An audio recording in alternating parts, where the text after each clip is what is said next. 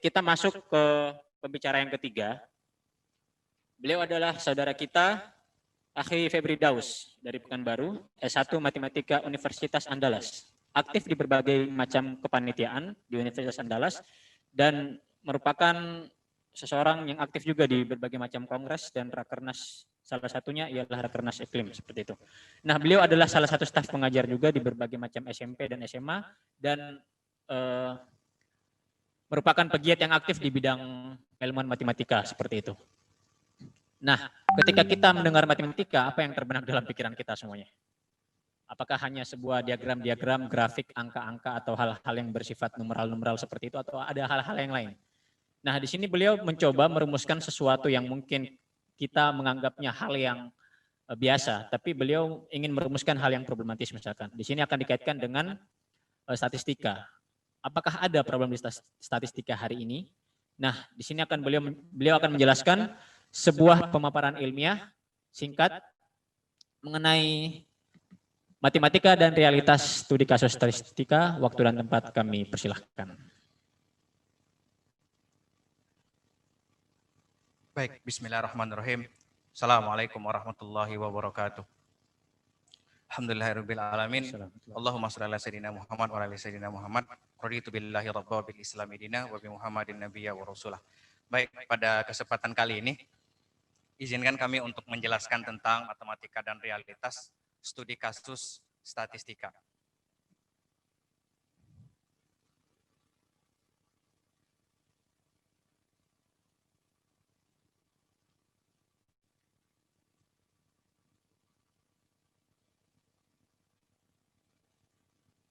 Baik, sebelum ada dua hal yang akan kita bahas di sini. Yang pertama tentang hakikat matematika.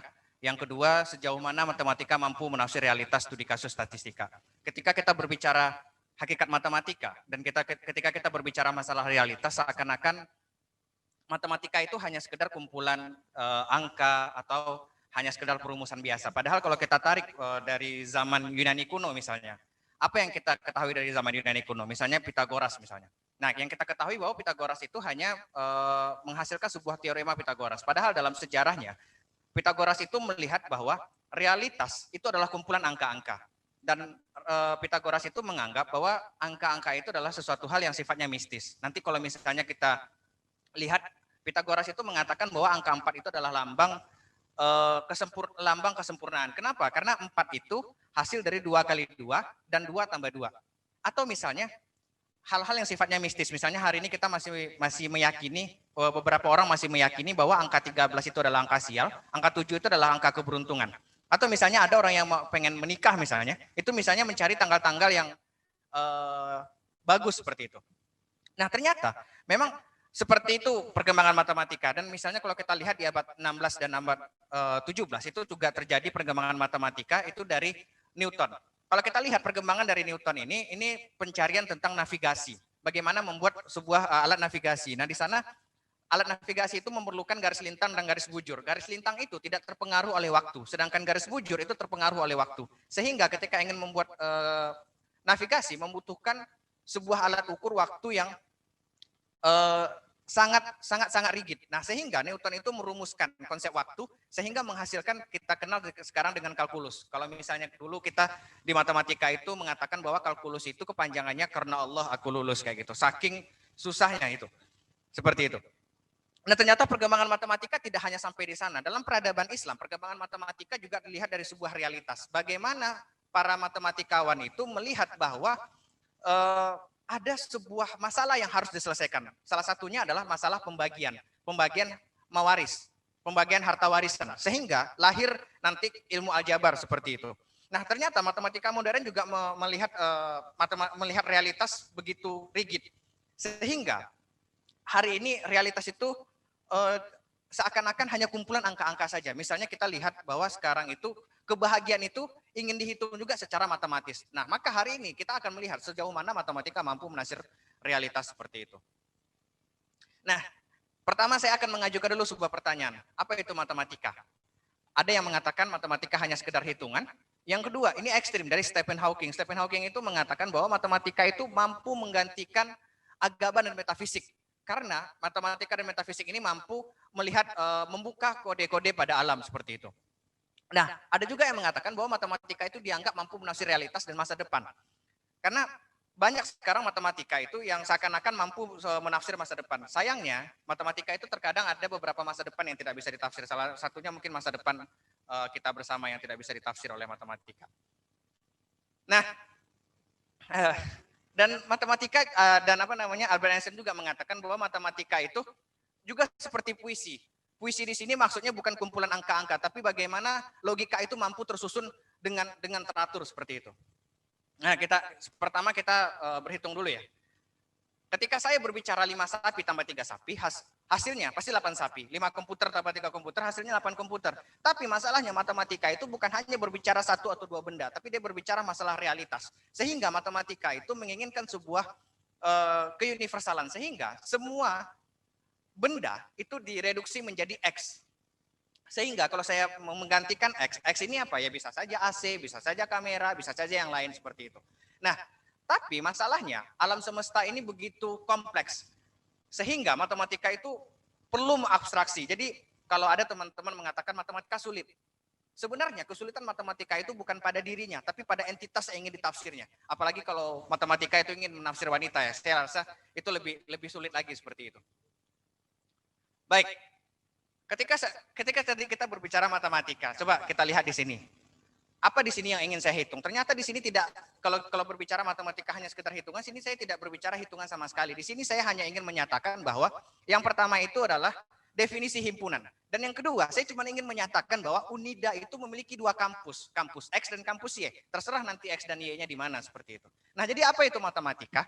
Ada matematika itu ada yang mengatakan ilmu bilangan dan ruang, yang kedua abstraksi dan deduksi yang kita jelaskan tadi, yang ketiga menyusun algoritma. Jadi matematika itu bukan menyusun algoritma itu.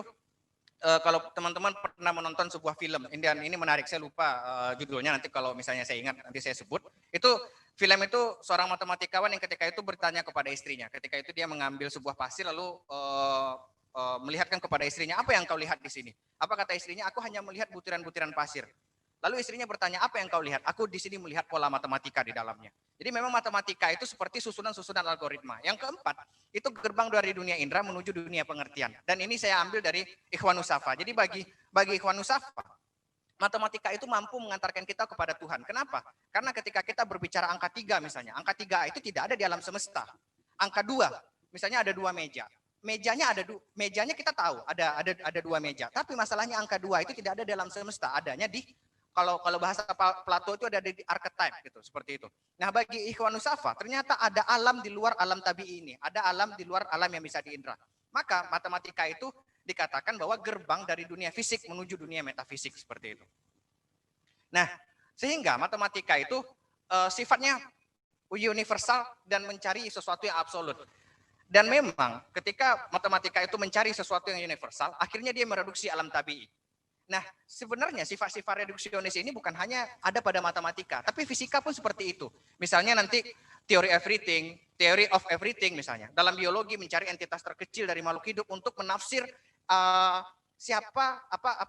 makhluk hidup yang pertama kali. Karena memang, atau misalnya psikologi itu mencari apa sih susunan terdasar dari jiwa seperti itu. Kalau misalnya neuroscience mengatakan bahwa itu adalah kumpulan saraf-saraf gitu.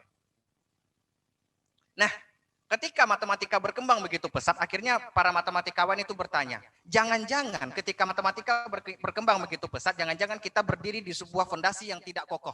Sehingga para matematikawan itu mencari fondasinya. Nah, ini susunan matematika, jadi ada teorema dan aksioma. Teorema itu sesuatu yang perlu dibuktikan, aksioma sesuatu yang tidak perlu dibuktikan. Contoh aksioma dalam matematika itu misalnya definisi limit. Kalau teorema nanti misalnya ada teorema pigeonhole, teorema sarang burung merpati. Kalau dalam kehidupan sehari-hari teorema itu misalnya sesuatu yang butuh dibuktikan. Misalnya Ustadz Alif sudah menikah. Nah, itu perlu dibuktikan apakah ia benar atau tidak gitu. Nah, kalau misalnya aksioma itu misalnya ada 2 aksiden dalam satu materi, ada 2 aksiden yang berlawanan dalam satu materi. Itu kan sesuatu yang tidak mungkin. Mungkin tidak, mati dan hidup bisa hidup dalam satu materi. Itu nggak mungkin seperti itu. Nah, itu sifatnya aksioma.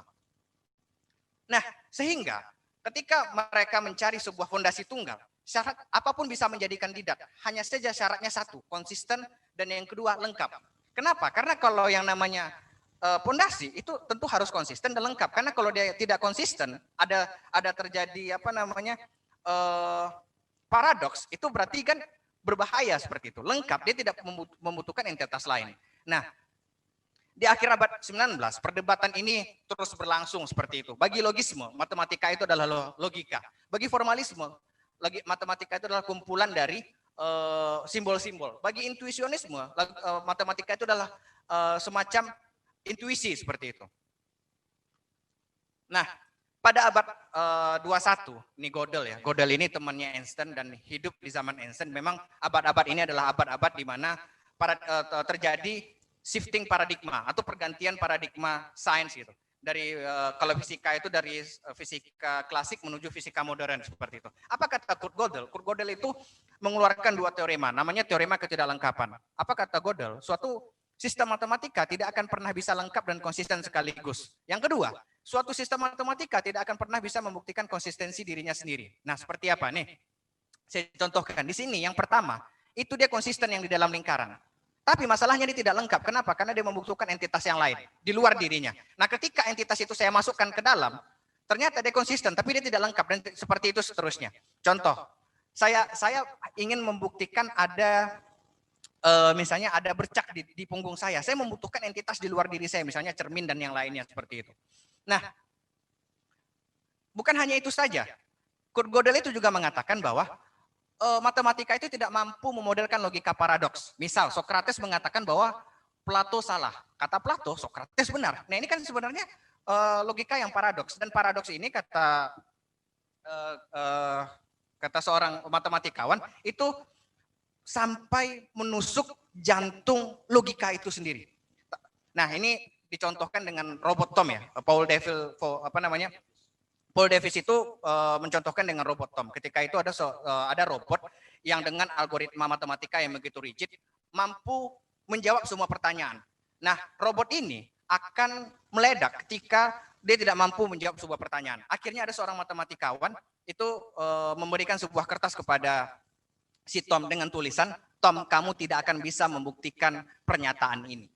Nah, ini kan Tom jadi bingung. Kalau saya iyain berarti saya salah, kalau saya salahin berarti saya salah juga, seperti itu. Nah, sebenarnya dan ketika itu robot itu langsung meledak. Dan ada sebenarnya cara yang gampang untuk membuat robot ini meledak.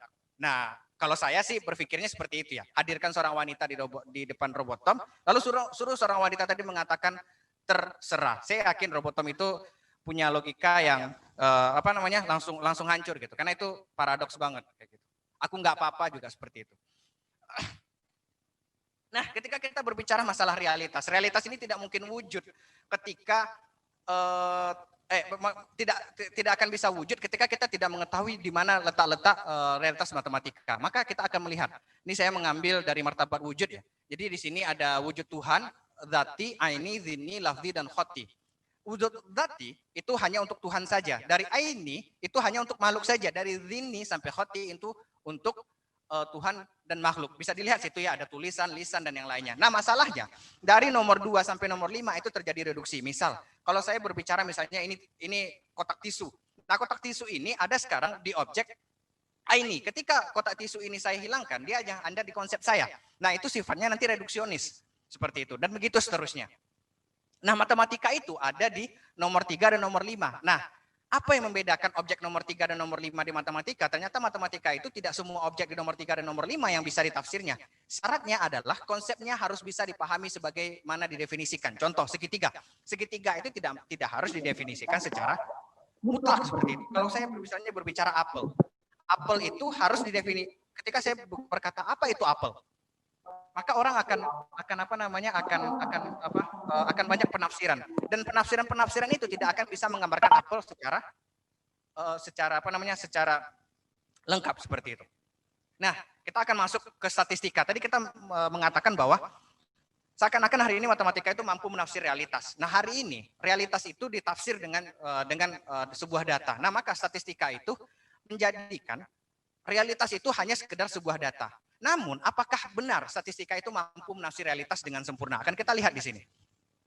Nah, yang pertama, kalau kita berbicara tentang statistika, data ya yang dianggap realitas tadi, masalahnya data itu tidak akan mampu, data Data itu adalah kelompok informasi yang mewakili atribut kualitatif atau kuantitatif suatu variabel atau serangkaian variabel. Nah, masalahnya data itu tidak akan pernah lengkap. Contoh, ketika saya berbicara data iklim di Indonesia, saya yakin tidak akan terdata secara lengkap seperti itu. Nah, sebab realitas itu begitu kompleks, sedangkan matematika atau statistika itu alatnya terbatas seperti itu.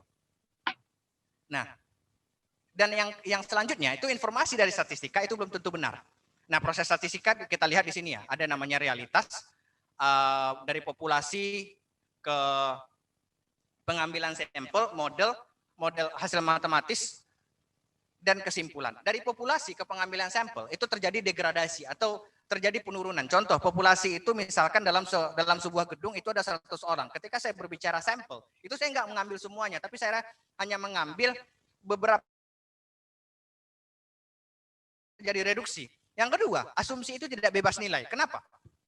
Misal, kalau misalnya saya menginginkan agar data saya itu sesuai dengan keinginan saya, ya saya tinggal cari saja seperti itu. Nah, ini kemungkinan saja nanti kalau misalnya lebih lengkapnya bisa nanti dibaca di dalam buku How to Lie Statistik seperti itu. Nah, dari pengambilan sampel ke model, itu dari model ke hasil matematis itu juga ada asumsi. Contoh asumsinya, misalnya kalau saya berbicara model. Model itu misalnya ketika saya melemparkan koin, berapa peluang angka dan gambar muncul? Pasti kita punya asumsi, angka dan gambar itu punya peluang yang sama. Maka angka punya peluang setengah, gambar punya peluang setengah. Nah, masalahnya ketika kita hitung frekuensi harapan, misalnya 100 kali percobaan, seharusnya angka itu muncul 50 kali, gambar seharusnya muncul 50 kali. Tapi nyatanya ketika kita melakukan percobaan itu sangat kecil kemungkinannya seperti itu.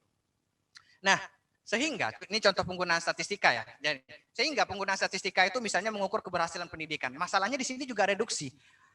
Begitu setiap anak itu punya sesuatu yang kompleks, tapi hari ini pendidikan kita itu hanya menghitung dari nilai rata-rata saja. Atau yang kedua, meramalkan hasil kemenangan calon pimpinan daerah atau negara, survei elektabilitas. Masalahnya di sini kita bisa lihat kalau statistik itu mampu menafsir realitas dengan sempurna, kenapa ketika tahun 2009 setiap calon itu punya data statistik kemenangan? Berarti ketika pengambilan sampel tadi ada terjadi bias seperti itu. Yang ketiga, statistik itu tidak mampu menentukan pengaruh A terhadap pengaruh B. Yang keempat adalah pengaruh kesejahteraan. Ini akan saya ini ya. Misal, ketika saya ingin menentukan apakah ayam berkokok apakah ayam berkokok itu penyebab dari matahari terbit? Kalau kita secara logika tidak mungkin seperti itu. Tapi masalahnya kalau misalnya data statistik ini saya ulang-ulang, misalnya di Ponorogo setiap ayam berkokok pasti matahari terbit seperti itu.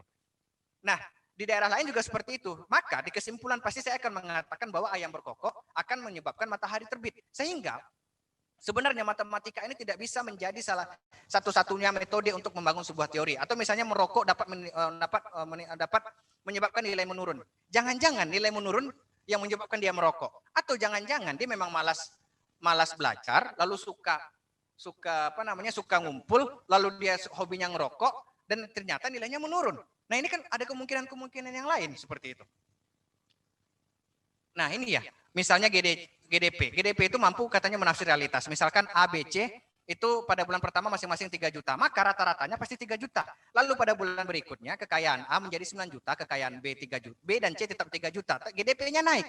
Nah, pertanyaannya apakah B dan C sejahtera? Tidak. Seperti itu. Berarti di situ ya tadi yang saya sampaikan ya. Sehingga statistika itu terjadi reduksi, ada bias, ada penggunaan rata-rata yang salah, kesalahan menyatakan kausalitas, dan kesimpulannya juga paradoks. Jika sampel diambil terlalu banyak, simpangan baku besar. Jika sedikit, tidak mendekati realitas yang populasi. Gitu. Nah, kesimpulannya,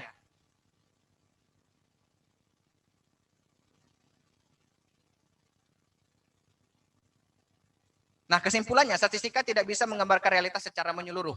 Sebab terjadi reduksi dari realitas ke bahasa matematika. Yang kedua, matematika tidak bisa menjadi satu-satunya untuk mengungkap realitas. Yang ketiga, dalam Islam ada sumber lain pengetahuannya nih, indra, khabar sodik, dan intuisi. Terkadang kita kan hari ini menjadikan matematika itu sebagai standar ilmiahnya suatu penelitian. Masalahnya hari ini ada penelitian yang tidak bisa ditafsir secara benar, secara kompleks oleh matematika seperti itu.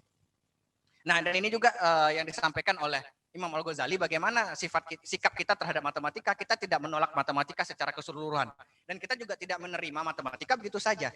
Penerimaan dan penolakan kita itu digantungkan dengan cara pandang kita seperti itu. Sehingga seharusnya seorang matematikawan hari ini ketika berbicara masalah penelitian, dia meneliti hal-hal yang sesuai dengan cara pandangnya. Dan ini bisa dibaca nanti salah satu tulisan Dr. Adi Setia. Itu beliau menuliskan beberapa hal yang cocok untuk diteliti. Nah, ini contoh, ini tambahan ya dari Syed Naqib Alatas bahwa sains itu tidak bisa menjadi standar kebenaran karena memang terbatas seperti itu. Yang menjadi standar kebenaran itu adalah agama. Nah, terakhir saya ingin mengungkapkan bukan sebuah kata ya, banyak kata ini. Kalau saya bilang sebuah kata, nanti saya bohong. Gitu.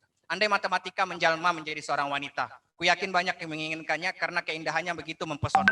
Lihat saja, kini ia dipuja bagai agama. Ia bak semesta, tak ada sejengkal pun dunia di dunia yang tak ada dirinya. Ia rumit namun menarik sebab keindahan dan kerumitan itu terkadang tak terpisahkan. Ada sebagian manusia yang tak mampu menyikap keindahannya karena keindahannya yang begitu dingin namun mempesona. Puisimu memang tak seperti kata biasa yang terdiri dari simbol dan angka. Karena aku tahu ada makna yang tak mampu disampaikan dengan bahasa biasa. Matematika, andai saja kau jadi wanita yang puncak bahagia. Karena denganmu aku bisa mengungkap rahasia semesta. Itu saja dapat saya sampaikan. Assalamualaikum warahmatullahi wabarakatuh.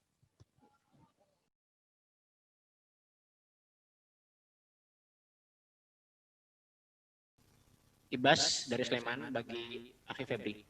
Apa tanggapan atau misalnya kritik atau mungkin saran pada Badan Pusat Statistik atau BPS hari ini? Silakan untuk menjawab.